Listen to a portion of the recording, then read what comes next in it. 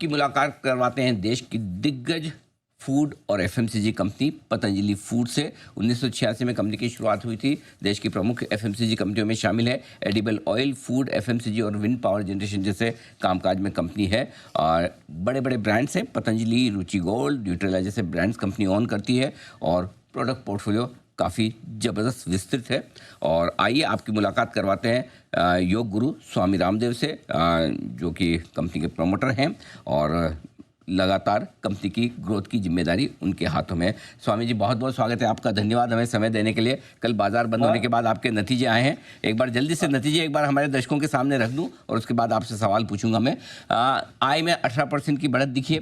कामकाजी मुनाफा 37% बढ़कर आया, बड़ा जंप दिखा। सबसे बड़ी बात है मार्जिन्स में जो सुधार हुआ है 5.25% के आसपास का, वो बाजार को पसंद आता दिखा है और मुनाफा भी लगभग 75% बढ़कर आया है। ये तिमाही भी और ये पूरा साल भी काफ़ी ज़बरदस्त ग्रोथ रही है। सबसे पहले तो बताएं उसके पीछे क्या खास कारण रहे और आगे के लिए इस कंपनी को लेकर आपका क्या विजन है। स्वामी जी, ये भी बताएं। बहुत बहुत प्रणाम। पहले तो अनिल जी, बहुत अरसे के बाद आपसे बात हो रही है जी, इस बार आपने काफ़ी लंबे समय बाद समय दिया है इसमें और वो भी पहली बार आप ही को दिया है बहुत बहुत धन्यवाद जी। जो है, जब से कंपनी बनी आज 50 साल से ज्यादा का ट्रैक रिकॉर्ड हो गया। लिस्टिंग का तो आपने बता ही दिया। उसके अलावा आप देखिए, 50 सालों के इस इतिहास में सर्वश्रेष्ठ प्रदर्शन एबिटा के रूप में 2079 करोड़ रुपए, रेवेन्यू 34,279 करोड़ रुपए और पैट 1301 करोड़ रुपए। और इसमें खास बात यह है कि अभी ये ग्रोथ पाथवे हमारा, उसका जो आगे का जो लक्ष्य है, ध्येय है, वो साल दर साल बढ़ाते हुए आगे जो 5 साल का विजन है, वो 5,000 करोड़ ऊपर से ऊपर कैसे जाना, इसके ऊपर हम लोग काम कर रहे हैं।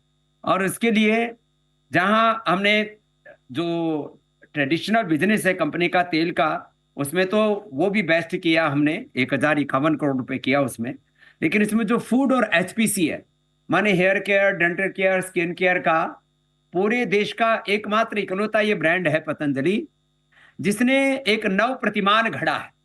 माने आज पूरी दुनिया natural medicine, natural hair care, dental care, skin care की तरफ जा रही है और इसमें पतंजलि का कोई दूसरा मुकाबला नहीं है। और अब तो वैसे भी इस जंग के बाद पूरे देश में एमएनसी हो, चाहे यूरोप की कंपनियां हो, चाहे मिडिल ईस्ट की कंपनियां हो, चाहे चाइना की हो, अब तो यूएस के साथ भी मतलब एक अलग प्रकार की अपनी ठनी हुई है।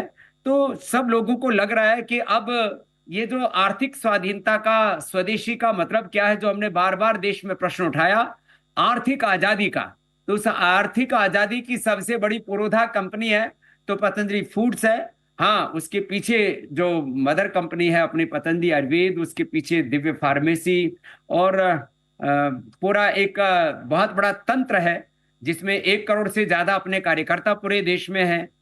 600 जिलों में, 5,000 तहसीलों में, 3.5 लाख गांव में अपना विस्तार है। तो मतलब जो रीच, और उस रीच को 100 करोड़ से ज्यादा लोगों तो जो अपनी रीच है अनिल भाई, उसको आज पतंजलि ने कस्टमाइज किया है।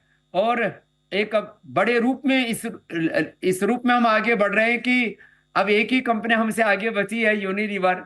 उसके भी आगे पतंजलि को पहले देश में और फिर दुनिया में कैसे लेके जाना है, ये विजन है अनिल भाई। तो स्वामी जी, सवाल इसी से जुड़ा मेरा फिर दूसरा, कब तक यूनिलीवर के ऊपर निकल जाएंगे आप? और क्योंकि आपने एक चीज़ और भी कही थी पहले कि पतंजलि ग्लोबल, इसे भी बड़ा बनाने का आपका प्लान है। तो पहले तो बताएं, हिंदुस्तान में पतंजलि कब तक नंबर 1 कंपनी बन जाएगी? देखो, आज 18,000 अपने डिस्ट्रीब्यूटर्स हैं। हमारे जो टच पॉइंट हैं वो 70 से 80 लाख के बीच में है, डायरेक्ट इनडायरेक्ट। उसको 1 करोड़ तक लेकर के जाना है। माने अभी 50 करोड़ हमारे डायरेक्ट डिस्ट्रीब्यूशन है और सॉरी 50 लाख दुकानों पर डायरेक्ट डिस्ट्रीब्यूशन है और 30-40 लाख पर इनडायरेक्ट। इसको 1 करोड़ तक ले जाने का लक्ष्य है और ये इसको हम हासिल कर लेंगे। देखिए, अभी यूनिलीवर कोई बहुत दूर नहीं है हमसे। ये ठीक है कि हम थोड़े अफोर्डेबल प्राइस में लोगों को प्रोडक्ट्स उपलब्ध कराते हैं, नहीं तो अभी तो हम यदि हम बाजार हिसाब से चीजों को देखें, hair care, dental care, skin care में जिस तरह से लूट मचा के रखते हैं एमएनसीज, उस तरह से हम चीजों को देखें तो हम आज भी, ये फिर 2,000 करोड़ नहीं होता, शायद ही 3,000 करोड़ प्लस तो अभी हो जाता। तो हम, हमारी स्ट्रेटेजी है ज्यादा से ज्यादा लोगों को रीच करना, अपना कस्टमर बेस को और ज्यादा बढ़ाना, और उसमें एक जो मिनिमल प्रॉफिट है उसके ऊपर कंपनी को चलाना। और इसीलिए आज पतंजलि जितना बड़ा बेस किसी का नहीं है। माने हर घर में प्रोडक्ट यूज होना, जैसे आज कोई कहता है कि भाई कम से कम टाटा के नमक से लेकर के यूनिलीवर के कोई साबुन शैम्पू से लेकर के, या किसी कंपनी के टूथपेस्ट आदि से लेकर के कोई कहता है कि हमारे भारत के घर घर में पहुंच है, तो पतंजलि की आटा से लेकर के, नमक से लेकर के, साबुन शैम्पू टूथपेस्ट से लेकर के, माने दंतकांति केशकांति से लेकर के, आंवला एलोवेरा से लेकर के, और मधुनाश्री मधुग्रिट बीपी के लिए मुक्तावटी आदि से लेकर के, किसी न किसी रूप में, और कपाल भाती अनुलोम विलोम के रूप में तो घर घर में हमारा प्रवेश है। सुबह सुबह लोग, जैसे आज मैं आसन पर बैठा हुआ, ऐसे सुबह सुबह आसन जमा करके लोग कपालभाति अनुलोम विलोम करते आते हैं। तो ये ताकत किसी कंपनी की नहीं है। ये जो ट्रस्ट है, ये लोगों का जो एक इमोशनल कनेक्ट है, इसको हमें और स्ट्रेंथन करना है। और जो अपना जो प्रोडक्ट पोर्टफोलियो है, जो अपने जो आज किसी घर में यदि 5 प्रोडक्ट यूज कर रहे हैं, वो पतंजलि का बिस्किट यूज कर रहा है, दंतकांति यूज कर रहा है, वो आंवला एलोवेरा गिलोय कोई ना कोई जूस यूज कर रहा है, पतंजलि का घी यूज कर रहा है, या कच्ची घानी सरसों का तेल यूज कर रहा है, तो अपने इस बास्केट को हमें थोड़ा बड़ा करना होगा। तो मुझे लगता है आने वाले 5 सालों से पहले ही हम इस लक्ष्य को हासिल कर लेंगे। मैं वैसे इस बार बहुत जल्दी आपसे दोबारा मिलने वाला हूँ, जी जी। और इसका एक्चुअल टाइम भी, डेट भी बता दूंगा, लेकिन 5 साल से पहले पहले हम उसके पार जाए। नहीं नहीं, 5 साल बाद मिलेंगे। दोस्तों, आपने तो सीख लिया कैसे अपने पोर्टफोलियो को लॉस से बचाना है, पर कभी सोचा है कि अपने प्रॉफिट से पहले पहले यूनिलीवर को पछाड़ देंगे। हाँ हाँ बिल्कुल ठीक है। आपसे बहुत जल्दी मिलूंगा, 1 महीने बाद दोबारा मिलूंगा। बहुत ही बढ़िया स्वामी जी। आपने ये एक चीज़ बहुत इंटरेस्टिंग कही भी कि किस तरह से आप मुकाबला कर रहे हैं विदेशी कंपनियों का, और दूसरी बात ये कि किस तरह से आप अपना प्रोडक्ट पोर्टफोलियो बढ़ा रहे हैं। लेकिन प्रोडक्ट पोर्टफोलियो के साथ साथ अपना आप कारोबार भी अलग अलग दिशाओं में बढ़ा रहे हैं। जैसे कि आपने अभी मैग्ना इंश्योरेंस, उसमें आपने करीबन करीबन 98% हिस्सेदारी खरीदी है। लोग जानना समझना चाहते हैं कि एक food company, FMCG company insurance के बिजनेस में क्यों उतर रही है, इसका कारण बताएं। और साथ ही क्या ऐसा तो नहीं कि वो कहते हैं कि मैनेजमेंट बैंडविड्थ दूसरे नए नए बिजनेस में जाएगी, तो इस बिजनेस का क्या होगा? देखिए, जहां तक कुछ लोग ना अभी एक जैसे कहते हैं ना, मार्केट के कुछ सो कॉल्ड पंडित लोग, या जिसको कहें कि विशेषज्ञ, जो अपना एक्सपर्ट अपने आप को कहते हैं कि भाई इससे अटेंशन डाइवर्ट हो जाता है। तो भैया, हमारा अटेंशन 100 दिशाओं में एक साथ चले तो भी डाइवर्ट नहीं होता। यही तो योग की ताकत है। जहां तक मैग्मा की बात है, तो ये लिस्टेड कंपनी का हिस्सा नहीं होगा, ये पतंजलि आयुर्वेद का हिस्सा होगा। और मैग्मा का एक बहुत ही हाईली प्रोफेशनल मैनेज्ड एक कंपनी है, जिसमें एक बहुत अच्छा जिसको जनरल इंश्योरेंस का पूरा उसका ट्रैक रिकॉर्ड है। अभी भी बड़े बड़े देश के शायद कोई बड़ा कॉर्पोरेट हाउस नहीं बचा होगा जो मैग्मा में जो जिसका इंश्योरेंस ना हो। तो एक बहुत बड़ी ताकत वो बनेगी हमारे डिस्ट्रीब्यूशन को स्ट्रेंथन करने के लिए। और इसमें जनरल इंश्योरेंस के बाद में आगे हेल्थ इंश्योरेंस और क्या क्या हम उसमें नए कदम बढ़ा सकते हैं। अपरिमित संभावनाएं, माने जनरल इंश्योरेंस की बात हो, हेल्थ इंश्योरेंस की बात हो, एलआईसी के बाद कोई बड़ी कंपनी खड़ी हो सकती है, तो वो मैग्मा होगी। आगे उसका नाम क्या होगा, उसके आगे उसका विजन क्या होगा, इसके लिए हम दोबारा एक बार आपसे जरूर बात करेंगे। लेकिन वो मतलब बहुत ही वेल प्रोफेशनली मैनेज्ड कंपनी है। पूरा उसके लिए बहुत ही कुशल लोग उसको संचालित कर रहे हैं। तो उसमें हर दिन हमको कोई दखल देने की या उसमें किसी भी तरह से अटेंशन देने की जरूरत नहीं। हाँ, उसके जो कुछ बड़े पॉलिसी डिसीजंस होंगे, मुझे लगता है शायद महीने 2 महीने में एक बार कोई मीटिंग करनी होगी। एक मीटिंग मैंने की अभी तक उसमें, अभी जो मैनेजमेंट के साथ में। तो आगे इस कार्य को बहुत गतिमान करना है, लेकिन ये बहुत बड़ी ताकत बन करके उभरेगी। जैसे मैं आपको बस एक वाक्य में बात कह रहा हूं, जिस समय हमने रुचि से को टेक ओवर किया था, तो लोगों ने कहा था ये होगा क्या। आज वो जैसे फूड की सबसे बड़ी कंपनी बन गई, और अब एचपीसी में भी हम सबसे बड़े होने वाले हैं। तो जैसे उसमें एक टर्न अराउंड किया और एक नव प्रतिमान, नव इतिहास गढ़ा, मैग्मा भी एक नया इतिहास गढ़ेगा, लेकिन उसका इस लिस्टेड कंपनी से मतलब नहीं होगा। फ्यूचर में उसको जब लिस्टिंग करेंगे तो सबसे पहले ब्रेकिंग आप ही को देंगे। बहुत बहुत धन्यवाद स्वामी जी, इंतजार रहेगा उसका। लेकिन कुछ और बिजनेसेस जहां आपकी प्लानिंग है, जैसे जेपी एसोसिएट्स, जयप्रकाश एसोसिएट्स, उसके अधिग्रहण की प्रक्रिया में आप भाग ले रहे हैं, बताएं उसके पीछे क्या उद्देश्य है? और दूसरा ये भी, क्या लिस्टेड कंपनी का हिस्सा होगा या ये बिजनेस भी अलग से लिया जाएगा? ये लिस्टेड कंपनी का हिस्सा नहीं होगा। ओके। एक तरह से सिंघवी साहब, ये ना एक स्ट्रैटेजिक कुछ चीजें होती हैं, अभी ये विचाराधीन है। लेकिन हाँ, एक्सप्रेशन ऑफ इंटरेस्ट में हमने उसमें जरूर पहल की कि यदि ऐसी परिस्थितियां बनती हैं, आपको पता है आज सबसे बड़ा, अब आप इन्वेस्टमेंट की साइड से बात करें तो आप तो रोज उसके देश के सबसे बड़े धुरंधर हैं, बड़ौदा हैं आप।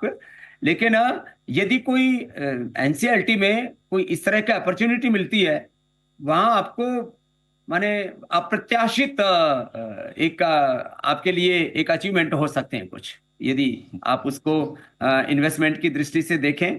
तो यदि कोई बड़ा अवसर हमें उसमें दिखा तो जरूर उस दिशा में आगे बढ़ेंगे। लेकिन अगेन, वह लिस्टेड कंपनी का हिस्सा नहीं होगा और वह भी एक बहुत बड़ी कंपनी है। अब जो भी उसके कारण रहे होंगे क्योंकि वो एनसीएलटी में क्यों गई, लेकिन उस कंपनी का पूरा ट्रैक रिकॉर्ड, उसका पूरा जो एसेट्स हैं उस कंपनी के अंदर, जो स्ट्रेंथ है उसके अंदर, चाहे वो पावर की स्ट्रेंथ है, चाहे वो इंफ्रास्ट्रक्चर की स्ट्रेंथ है उसके अंदर, चाहे जो फर्टिलाइजर्स की स्ट्रेंथ है, चाहे होटल्स हैं, मैंने पूरा उस कंपनी का खुद एक बार 2-3 घंटे बैठ करके सारी चीजों का वो किया है। बस उसमें ज्यादा टिप्पणी करना भी ठीक नहीं है, लेकिन वो एक अच्छी अपॉर्चुनिटी दिखी, इसलिए हमने इनिशियल लेवल पर उधर एक्सप्रेशन ऑफ इंटरेस्ट में हिस्सा लिया है। आगे उसके ऊपर जरूर विचार करेंगे, लेकिन वो लिस्टेड कंपनी का हिस्सा नहीं होगी।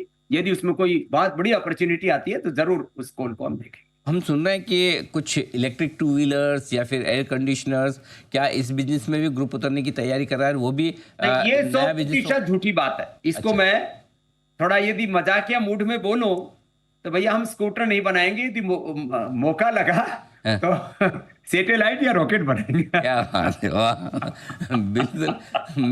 मैं यही कहूंगा कि जो आपकी इच्छा है ईश्वर पूरी करे। वाकई में इस वक्त रॉकेट से वाली बात, ई व्हीकल वाली बात 100% झूठ गलत है। अच्छा। कोई आदमी कोई अब यहाँ आकर के कोई अपने गिफ्ट दे करके चला गया पूज्य आचार्य बालकृष्ण जी को अपने स्कूटर वो ई व्हीकल, लेकिन ऐसे गिफ्ट देने वाले तो हमारे पास रोज आते हैं। कोई बस गिफ्ट दे जाता है, जो है कोई स्कूटर गिफ्ट दे कर चला जाता है, कोई अब हमको एक डिफेंडर गाड़ी गिफ्ट दे करके चला गया, एक बालक प्रयागराज का। अब ये थोड़ी है कि हम डिफेंडर हम बनाएंगे। ठीक बात है। और ये एयर कंडीशनर वगैरह इस बिजनेस में भी नहीं उतर रहे आप? ना, ये बिल्कुल झूठी बात है। तो दरअसल क्या, कई लोग अफवाहें फैलाते रहते हैं और उससे कंपनी को नुकसान भी होता है कि भाई ये तो चारों तरफ कहाँ पैर फैलाए बैठे हैं। तो अभी ना कोई हम रॉकेट बना रहे हैं, ना मिसाइल बना रहे हैं, ना सैटेलाइट बना रहे हैं, ना हम किसी भी तरह से कोई इलेक्ट्रॉनिक व्हीकल बना रहे हैं। हाँ, इतनी बात जरूर है कि यहाँ कुछ इतनी बड़ी संस्था है, इतना बड़ा भक्त मंडल है, हमारा परिकर मंडल है, कोई आकर के कोई गिफ्ट दे जाए तो उसको ये ना समझें कि हम कोई डिफेंडर या कल को कोई दूसरा 2 व्हीलर, 3 व्हीलर या 4 व्हीलर बना रहे हैं। ऐसी कोई योजना नहीं।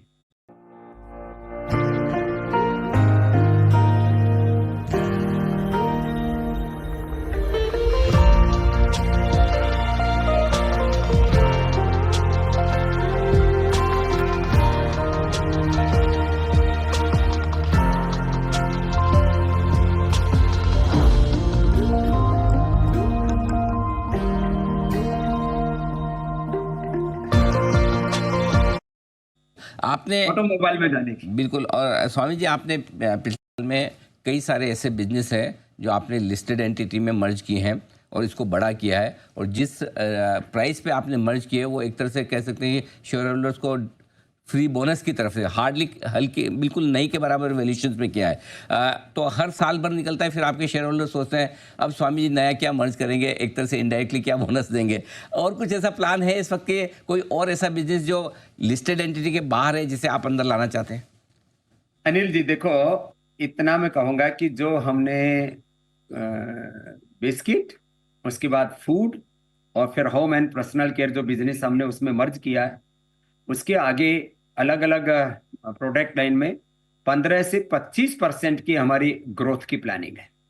तो आप ये कह सकते हैं कि देश की सबसे तेज ग्रोथ देने वाली कोई कंपनी होगी, 15 से 25% की ग्रोथ, जबकि जब बड़ी बड़ी एमएनसीज हैं वो 4-5% की ग्रोथ के ऊपर जो है बड़े जद्दोजहद मतलब उसके अंदर संघर्ष कर रही है। तो आज पतंजलि का जो हमने अभी तक बिस्किट और फूड और एचपीसी जो उसमें मर्ज किया है, और फिर हमने न्यूट्रिला को भी बहुत आगे बढ़ाया है, उसमें भी और नए नए प्रोडक्ट्स का हमारा प्लान है। तो इसमें बहुत प्रीमियम प्रोडक्ट्स और ला करके प्रॉफिटेबिलिटी को कैसे बढ़ाना, और जहां आज हम खड़े हैं 15 से लेकर के 25-30% की अलग अलग जो है प्रोडक्ट लाइन में कैसे ग्रोथ लेना, ये आगे की प्लान है, जो कि एफएमसीजी में मैं कह सकता हूं सबसे बड़ी कोई ग्रोथ लेने वाली कंपनी होगी तो पतंजलि होगी, ये मैं विश्वास दिलाता हूं। और हेल्थ बिजनेस को कहीं आप और पतंजलि फूड के साथ जोड़कर और बड़ी कंपनी बनाना चाहते हैं? देखिए, वेलनेस का एक बहुत बड़ा कार्य है आज हमारा ये। आप कभी, मैं तो चाहूंगा कि एक बार आप भी हमारे साथ यहाँ थोड़ा एक टेम्परेरी स्टूडियो बना देंगे आपका जी बिजनेस का। आप मेरे साथ यहाँ पर रहिए। हम एक एक दिन में लोगों का 1-2 किलो वेट कम करते हैं, BP, sugar, thyroid, asthma, arthritis जैसी बीमारियों को रिवर्स करते हैं। मैं कहता हूँ रोग मुक्त, दवा मुक्त भारत। ये चिकित्सा की गुलामी, ये शिक्षा की गुलामी, आर्थिक, वैचारिक, सांस्कृतिक गुलामी, ये रोगों की, नशा की, भोगों की, वासनाओं की गुलामी, ये जो उपभोक्तावाद और पूंजीवाद का एक साम्राज्यवाद का एक नया दौर चल रहा है, इसमें एक બ્રહ્મ મુહૂર્ત એકચ્યુઅલી તો મેં શાના માટે જોઈન કર્યું તો તમને બહુ ફ્રેન્કલી કહું છું, મને વહેલા ઉઠવાની બહુ તકલીફ. મેં ફક્ત મને એવું થયું કે કદાચ આમાં કોઈ ટ્રીક મળી જશે અને મને નહીં ખબર કે આ એક ખજાનો નીકળશે મારા માટે. મેં ફક્ત એના માટે જોઈન કર્યું કે કદાચ મને કોઈ ટિપ્સ મળી જશે વહેલા ઉઠવા માટે, અને પછી ધીમે ધીમે ધીમે મને એમાં મજા પડી ગઈ. અને શું તમે જાણવા માંગો છો કઈ રીતે સફળ વ્યક્તિઓ સવારના 9 વાગ્યા પહેલા પોતાની ઉપર કામ કરીને સફળતા મેળવે છે? શું તમે તમારી बहुत बड़ा पुरुषार्थ पतंजलि कर रहा है, तो पतंजलि वेलनेस का जो कार्य होगा वो आने वाले पूरे विश्व की स्वास्थ्य को भी एक नई दिशा देने वाला होगा।